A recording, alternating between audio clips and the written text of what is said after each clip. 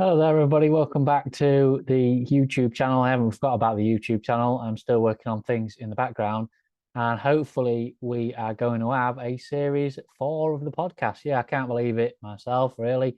When I first started off just doing series one, I just planned to do a few little episodes just to help people understand how nutrition can turn their life around. And now we're going into series four. I'm getting that going. I'm getting people starting to come and starting to record things for the next series, which hopefully will be out towards the end of the year, like it always is. I plan to have a really busy summer and then get down to editing things and get down to putting things out there for you in the autumn. So look forward to series four. It's going to be a really good one. But really, what I want people to do is, even if they go back now and listen to series one, two, three, I want you to understand that the whole thing about nutrition is the ladder. I've posted on my social media about the ladder a few times, and it's really about finding out where you are on the ladder, then maybe working towards the next step, and then working out what's optimal for you at the very top of the ladder. Now, generally, for lots and lots of people, the top of the ladder looks like an animal food based nutrition.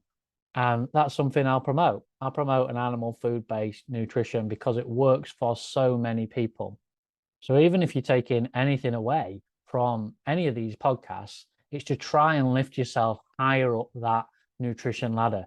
Try and do things in your nutrition. Try and refine it every single day to make it better.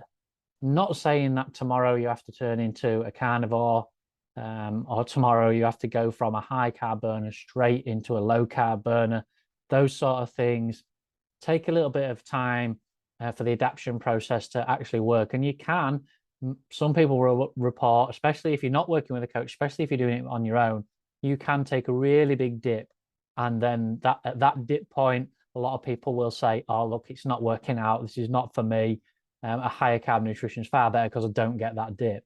But what you don't realize is if you do it yourself and you have that dip, then you must keep going through, because at the other end of that dip is where all the benefits are when you start coming out the other side.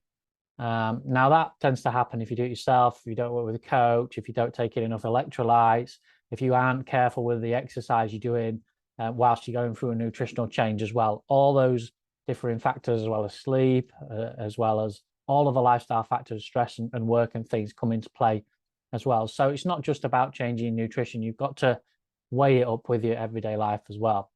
But all the benefits will come.